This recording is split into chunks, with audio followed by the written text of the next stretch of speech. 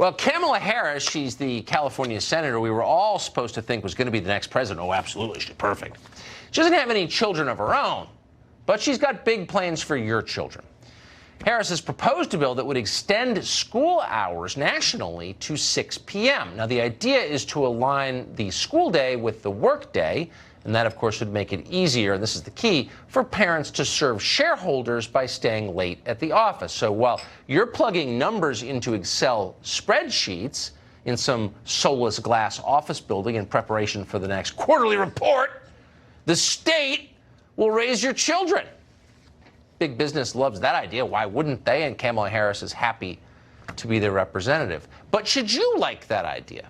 Rebecca Friedrichs spent 28 years as a teacher in California. She's the author of the great book, Standing Up to Goliath, and she joins us tonight. Rebecca, thanks so much for joining us tonight. Should we like this idea, keeping your kids at school till 6? Absolutely not. As a 28-year career teacher and a mother, I would say run fast, run away from this. This is being pushed by the teachers' unions, who, by the way, aren't really teachers and aren't really unions. They are radical socialists who are pushing an agenda into our schools off the backs of loving teachers. This is a frightening agenda, and it's dangerous for our kids and our country. So unpack that a little bit. I'm absolutely willing to believe you. And again, I'm suspicious this is being pushed by someone who doesn't have children, who has a long track record of acting on behalf of incredibly creepy multinational corporations.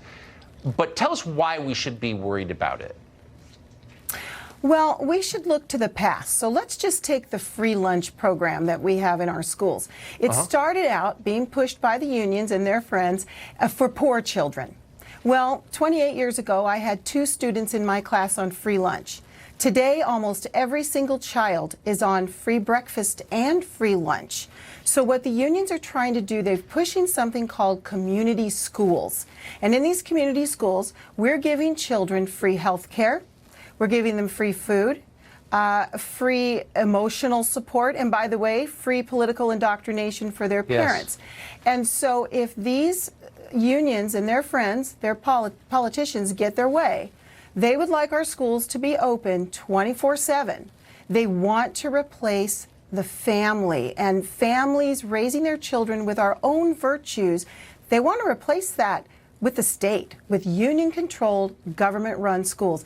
That's dangerous. That's communism when you think about it. I mean, wouldn't it just be easier to make it possible for families to raise kids on one income? So maybe parents could raise their own kids if they wanted. A lot of parents say they want that. Why wouldn't politicians work toward that?